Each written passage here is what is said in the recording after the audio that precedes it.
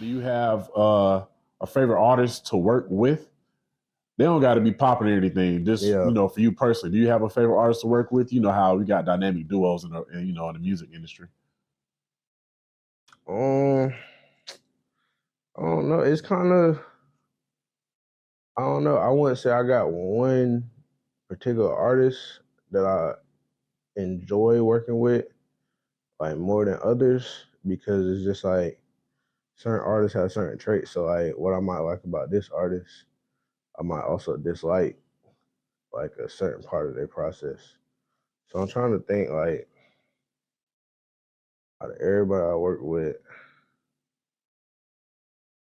I don't know, I could probably give you like a top 3 though. Yeah, top 3 cool. Right, you don't gotta give me just one. I'll say, let me think. So one is this artist from Andrews, that's in Georgetown County too. Like I support all the artists from Georgetown County because I know what it's like to be doing music from there. This is one artist named Mooch. He got super dope energy. We make good music every time. He don't always hop on my beats per se, but like sometimes he do. But like, he's one of my favorite ones to work with just because he's super creative, high energy. I'll say my boy Season. He an upcoming artist. He from Chester, South Carolina. I would say I like our process working together because we always build the beat from scratch. So that's kind of like when you listen to our music, it's all like we finished the whole product right there in the studio that day. You know what I'm saying? From the beat, the song to the mixing. So like that's one of my favorite artists to work with. And I'll probably say the third one. I'll make sure I don't leave nobody out.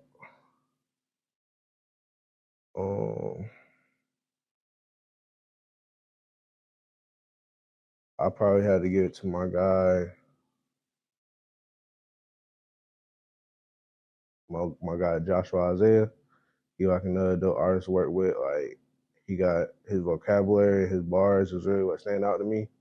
It's like he don't really cuss in his music. He always telling a story, and like he willing to learn. He makes beats himself, but he still hops on my beats. He engineers himself, but he still rocks with me. So like it's just kind of like an open experience when I'm working with him because it's like we just keep improving. So I'll probably say that's like my top 3 right now. I think I saw some of his videos. For sure. Yeah. He just dropped the video on my guy on Deal Visuals. So yeah, he pretty dope though. Yeah, I like that too. Trying to get some of these South Carolinas known and out there. I appreciate. Yeah. It's definitely like home team first, bro. For sure. What has been some challenges when learning to produce? What are some challenges you ran into as far as even as far as like equipment and stuff? Learning all the stuff you had to get and different things like that. I would definitely say equipment and then sound quality because like I wasn't really mixing my beats when I first made them, and so it's like a lot of the beats were trash. Like a rapper couldn't hop on them, and then I went through a stage of like overproducing. So like you can have too many sounds to where a rapper can't really like they might like the beat, but they can't really catch their flow or like switch their pockets and stuff like that. So I would say that like those are challenges I had to overcome, just like getting better equipment, learn how to mix my own beats. And sometimes it don't take a lot, just like EQ, compression here and there. Also like a tip, like if you're a producer, invest in the same plugins that an engineer might use because it's like an engineer told me like we got the advantage because we can, if the 808 don't hit right, an engineer, once it gets to the engineer, they can only do so much to the 808 because it's there, but we can choose what sounds we're using. So sound selection is like the most key, I feel like. And then like the other challenges I would say is just like learning what people want, and I feel like that's an art, like a challenge and an art of itself, like just learning like what type of beats people gravitate towards. Yeah.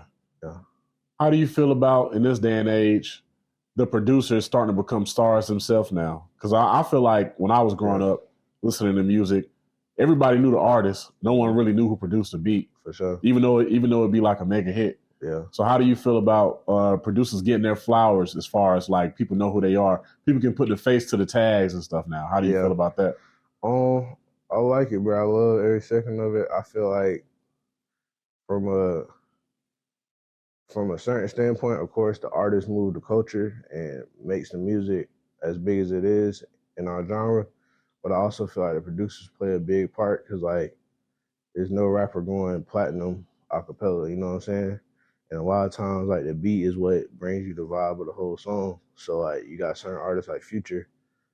His production is one of his strongest suits. Like, it might not always be the most lyrical song, or he might decide to go lyrical, but his production is always top tier. Yeah. You know what I'm saying? So I feel like the producers really kind of carrying the needle nowadays too. I was gonna say, in your opinion, how should I phrase this? In your opinion, who you think? I don't even know how I want to say this question. I was gonna say, who you think is most important? Even though y'all work together as far as artist and producer, who do you think is more important as far as the song? And I'm gonna say my answer first, real quick. Okay. I think it's the producer, because it's a lot of artists out here. They can get on the song and say whatever, makes no sense. But as long as that beat knocking and rocking, people gonna play it all day and rock with it. That's a fact, though. You know what I'm saying? So I feel like the producer, in my opinion, is, he holds more weight when it comes to song making. For sure. You know what I mean? How do you feel about that? I feel like in 2024, it's definitely the producer, like, for a couple reasons. I feel like, one, like you said, as long as the beat rocking, it's kind of like, it puts you in a different type vibe. Like, even when we talk about this, I think of, like, even like Bossman D-Lo, and like his Pot Scraper song is like, not taking away from his talent, but I just feel like his beat selection is what's really making him stand out right now, because it's kind of different, but it's also like a catchy club type of vibe from like a Florida style. Yeah. So it's like, I feel like that's kind of like key. And then, like I was saying earlier, like, a rapper not going platinum a cappella, and it's like, the producers nowadays got way more access to, like, samples, sounds, and like crafting your sound as an artist. So it's like, I feel like that's kind of what's most important, is like having original music and crafting your sound. Yeah. That's what's gonna bring you to the next level as an artist. So I'm not saying like we more important, like, without us they wouldn't be nothing, but you also got like a lot of artists that might use YouTube beats or use the same beats or like the same style of beats, you know what I'm saying? So like locking in with the original producer, is I feel like that's what helps the artists kind of separate themselves and go up, you know? Have you had any of your beats ripped from YouTube? Oh yeah, for sure. Yeah, for sure. Actually, the Gucci Man song was a beat from YouTube too.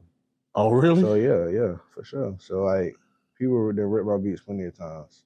I feel like I ain't gonna say that's what it's for, but like, producers know what they're doing when they put their beats out. They want the spread and want people to gravitate towards it, you know?